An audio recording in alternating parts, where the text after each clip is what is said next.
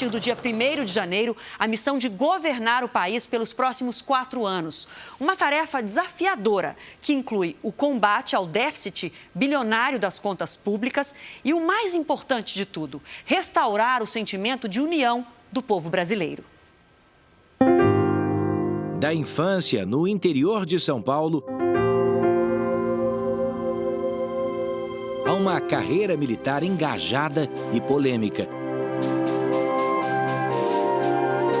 E uma longa carreira pública, 7 mandatos, ou seja, 28 anos como deputado federal.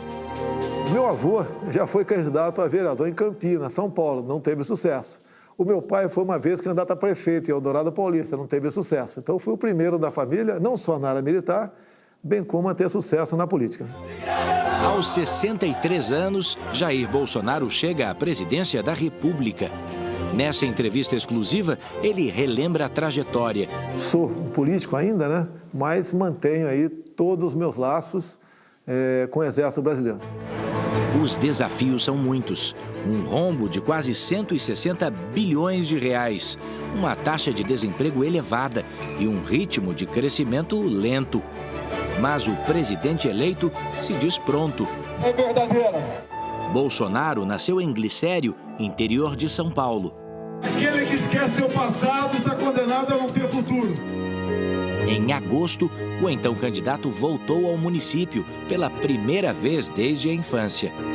Veio conhecer o povo dele, veio conhecer a cidade onde ele nasceu, onde morou até os 3 anos de idade. E foi recepcionado muito bem pela população. Qualquer município que dá um presidente para uma nação é um orgulho. O pai, Percy Geraldo Bolsonaro, era dentista e percorria as comunidades atrás de clientes. A mãe, Olinda Bonturi, era dona de casa.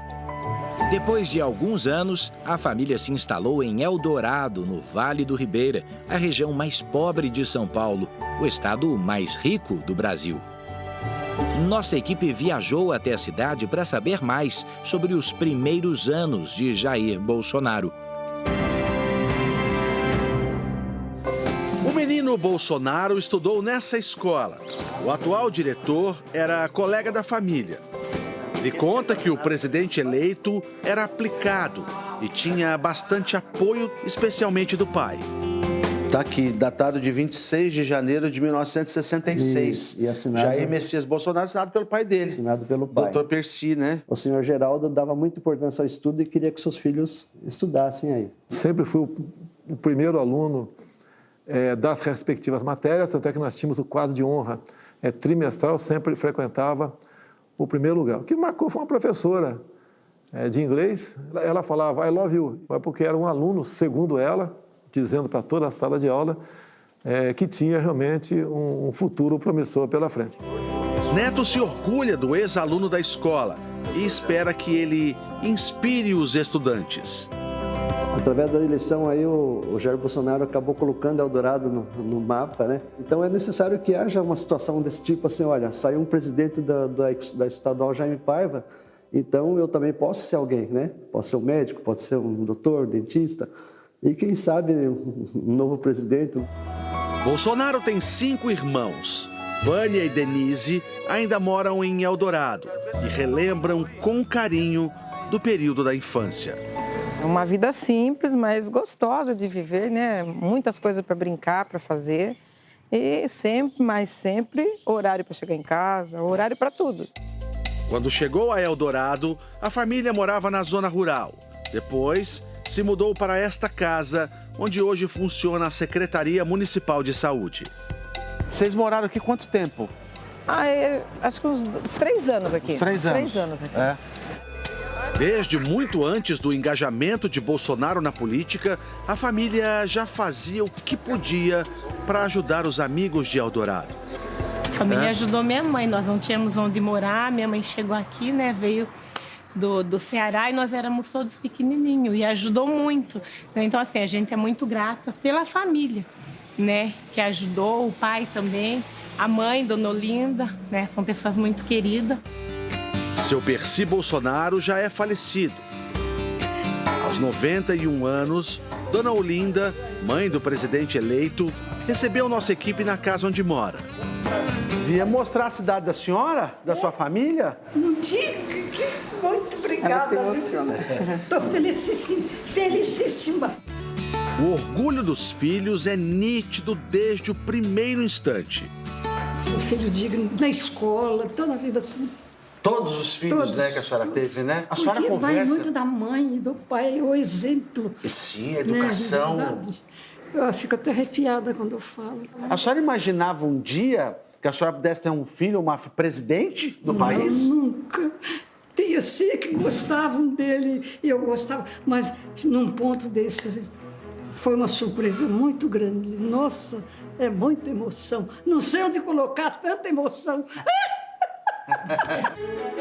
Dona Olinda confia que o filho terá o apoio necessário para governar o país. Ele vai ser muito digno, muito digno. Vão apoiá-lo, tenho plena certeza. Como é que a senhora vê o Brasil hoje? Quando a senhora olha assim, porque... O Brasil, ele vai ficar bom. Pensando no desafio imenso que o filho tem pela frente, Dona Olinda dá um recado ao futuro presidente. Jair, segue o caminho de exemplo que você recebe em troca. Quando eu falo, eu fico arrepiada. Você recebe o dobro. Para a irmã Vânia, o resultado de hoje é a consolidação, não de um sonho, mas de um objetivo. Na formatura dele, da AMAN, em 77, que quem entregou a espada para ele foi uma grande amiga aqui da família, a Dona Bernadette, que tem nessa foto. E quando ela entregou a espada a ele, ela disse, aqui é a espada para o futuro presidente do Brasil. Isso em 77. Assim como Jair, o irmão Renato também é capitão da reserva. Hoje comerciante, ele relata o caminho difícil trilhado pela família. Meu pai veio então para a região do Vale e trouxe a família toda. E o meu pai foi sempre uma pessoa que ele apoiou muito, né, a nossa educação na questão de estudo, né?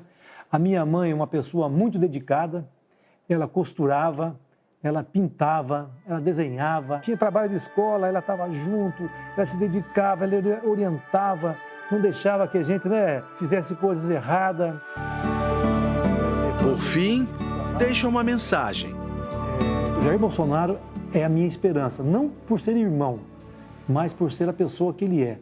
E a ser a pessoa que o Brasil está precisando no momento. Jair Bolsonaro brinca, dizendo que brigava bastante com os irmãos, mas a família era inseparável. Nós éramos muito unidos quando estávamos fora de casa, quando alguém nos ameaçava ou queria se prevalecer sobre nós. Então, basicamente... Agora, o que ele não esquece é o primeiro par de tênis, comprado com o próprio dinheiro. Qual é a memória mais antiga que o senhor tem? Olha, talvez seja o primeiro quichute que eu comprei, que era muito comum naquela época a molecada andar descalça, até na escola. Foi um momento que não saiu da minha lembrança, até porque eu fiquei muito bonito andando na praça, né? Creio que as meninas estariam olhando muito mais para o meu tênis do que para mim. Na adolescência, Bolsonaro teve contato com os militares que se instalaram por um curto período em Eldorado. Ali, Jair encontrou o seu caminho.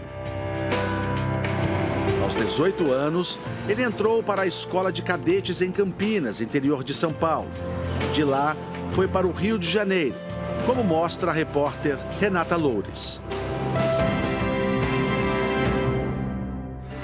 Depois de concluir o estudo preparatório, Bolsonaro ingressou na Academia Militar das Agulhas Negras, também conhecida como AMAN. Com mais de 200 anos de existência, a instituição é responsável pela formação dos oficiais combatentes de carreira do Exército Brasileiro. Localizada aos pés da Serra da Mantiqueira, a academia é uma das maiores do mundo e a mais importante da América Latina. Bolsonaro ficou 4 anos por aqui no curso de artilharia. Depois passou a atuar como militar no Rio de Janeiro e, na sequência, no Mato Grosso do Sul, onde ficou até 1981. De volta ao Rio, cursou a Escola de Educação Física do Exército e se tornou mestre em saltos pela Brigada de Infantaria Paraquedista. Os desafios eram enormes. Jamais poderia esquecer os dias que passei no Exército Brasileiro, em especial os de sofrimento. É? Como por ocasião do curso básico de paraquedista, como, por exemplo, o curso muito intensivo de educação física, o curso de mestre salto, o curso de mergulhador autônomo. Nas Forças Armadas, ele diz que aprendeu a trabalhar em equipe. Você consolida as amizades, que por muitas vezes você depende do colega do teu lado para conseguir vencer um obstáculo. 5 anos depois, já como capitão, Jair Bolsonaro chamou a atenção do país pela primeira vez. Ele escreveu um artigo para uma revista semanal criticando os baixos salários no Exército. Bolsonaro recebeu apoio de muitos militares e de suas esposas, mas também ganhou inimigos.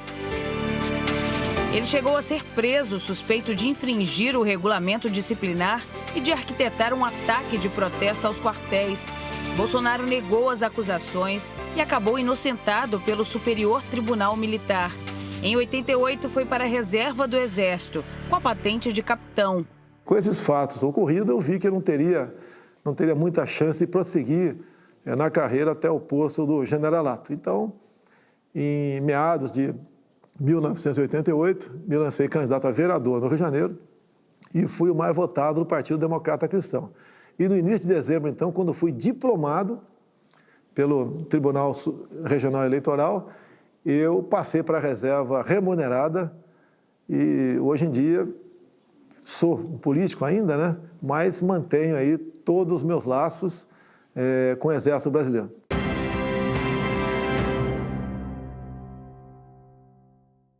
Bolsonaro foi vereador por pouco tempo porque, na sequência, virou deputado federal, cargo para o qual foi reeleito 6 vezes. Daí em diante, Bolsonaro não deixou mais a política. Integrou a Comissão de Trabalho, Administração e Serviço Público, participou da fundação do Partido Progressista Reformador e tornou-se titular de diversas comissões, como a de Relações Exteriores e a de Defesa Nacional. Bolsonaro apresentou 171 projetos na Câmara. 2 foram aprovados. Um estabelecia a prorrogação de benefícios fiscais ao setor de informática. O outro autorizava o uso de um medicamento no tratamento do câncer. O Jair Bolsonaro é um político tradicional, conservador no Brasil, um parlamentar do Rio de Janeiro que fez uma carreira muito virtuosa no Legislativo, 7 mandatos legislativos. Por outro lado, é conhecido por falas polêmicas sobre o regime militar, as mulheres e os homossexuais. Durante a campanha, Bolsonaro negou seguidas vezes ser racista, machista ou homofóbico e se comprometeu a respeitar a Constituição brasileira. A posição forte e conservadora atraiu muitos eleitores. Em 2014, Bolsonaro recebeu 464 mil votos, tornando-se o deputado mais votado na Câmara. E ganhou até um apelido, mito, por ser um político que não tem medo de defender o que pensa. O país inteiro está sedento por verdades, coerência, comportamento adequado ao que se fala. Boa parte dessa popularidade vem da força da internet. Segundo o ranking elaborado por uma agência de comunicação, no ano passado, Bolsonaro foi o parlamentar federal mais influente nas redes sociais. As redes sociais, Facebook, Twitter, especialmente o WhatsApp, foram extremamente efetivos, especialmente na candidatura do Jair Bolsonaro, porque foi um candidato que compreendeu como ninguém a importância desses veículos e partiu na frente. Diante dessa jornada bem-sucedida no parlamento, o deputado decidiu enfrentar o maior desafio de sua vida: concorrer à presidência da República. Foram 3 anos percorrendo o país em carreatas e eventos, com um discurso focado em renovação política e econômica. No ano passado, Bolsonaro se filiou ao Partido Social Liberal, recebeu o apoio de milhares de eleitores, mas também enfrentou manifestações contra a sua candidatura. De repente, um susto. Em 6 de setembro, a 30 dias do primeiro turno da eleição, Jair Bolsonaro participava de uma caminhada em Juiz de Fora, Minas Gerais, quando foi esfaqueado por Adélio Bispo de Oliveira, de 40 anos. Bolsonaro passou por 2 cirurgias e ficou 23 dias internado. Ele revela que sua maior preocupação era a filha caçula, Laura. A minha grande preocupação era não deixá-la órfã. Sei que ela sofreria muito, muito mais que todos, caso isso viesse a ocorrer. E graças a Deus, segundo os médicos, por um milagre eu estou vivo. A ausência das ruas não impediu Bolsonaro de ganhar as eleições. Bolsonaro pega um Brasil com enormes desafios. Em 2017, a taxa de desemprego atingiu quase 14%. De acordo com o último levantamento do IBGE, hoje o índice ainda ultrapassa 12%. A proposta do Bolsonaro é extremamente ampla no sentido de proporcionar aumento de emprego, uma melhoria de competitividade. Precisamos corrigir o tamanho do Estado, as contas do Estado. Outros assuntos delicados também estão na pauta. Reforma da Previdência, uma reforma tributária e um item que é relevante é a abertura do setor externo. Nós precisamos de grandes parceiros, parceiros que tragam principalmente tecnologia. Bolsonaro tem a segurança pública como um dos temas mais urgentes no país. A mesma expectativa da população. Mesmo concorrendo pela primeira vez à presidência, Bolsonaro se destacou pela maneira como derrotou políticos tradicionais. Foi apenas deputado durante a sua vida e que, de repente, ultrapassou grandes nomes da política, como Alckmin, como Ciro Gomes, como Marina Silva, decorreu exatamente dessa reação do povo.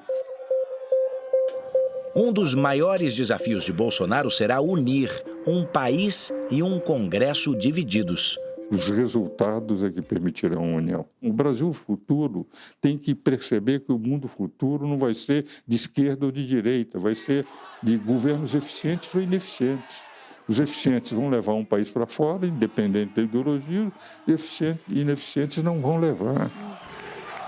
Mas, além das questões políticas e econômicas, Bolsonaro também aposta na valorização da família. Natural para um homem casado, pai de 5 filhos. Em casa, o que tira sua mulher do sério? Poxa, ela reclama muito de mim quando faço o café e faço a bagunça na cozinha. Eu procuro, diminuir a quantidade de coisa errada que eu faço na cozinha. Fora isso, nada nos tira do sério em casa. Vivemos muito bem e sabemos que algo maior que existe entre nós é a nossa filha Laura, de 7 anos. Para todas as pessoas que talvez não tenham votado no senhor nessas eleições, o que o senhor pode dizer a elas a partir de 1º de janeiro? Dizer que a gente vai fazer um governo para todo mundo. Ninguém vai perseguir ninguém. Até, por exemplo, os estados onde os governadores são de esquerda, PT ou PCdoB, jamais nós tomaremos qualquer medida contrária àquele estado, tendo em vista o partido do governador. Nós vamos tratar a todos do Brasil, independente de quem sejam seus governadores, de forma igual. Até mesmo a proposta do nosso economista Paulo Guedes é menos Brasília e mais Brasil, ou seja, os recursos irão para estados e municípios. E lá, os seus respectivos governadores e prefeitos traçarão a melhor política para o seu povo. Curioso? Baixe o Play Plus em playplus.com, na Google Play ou App Store.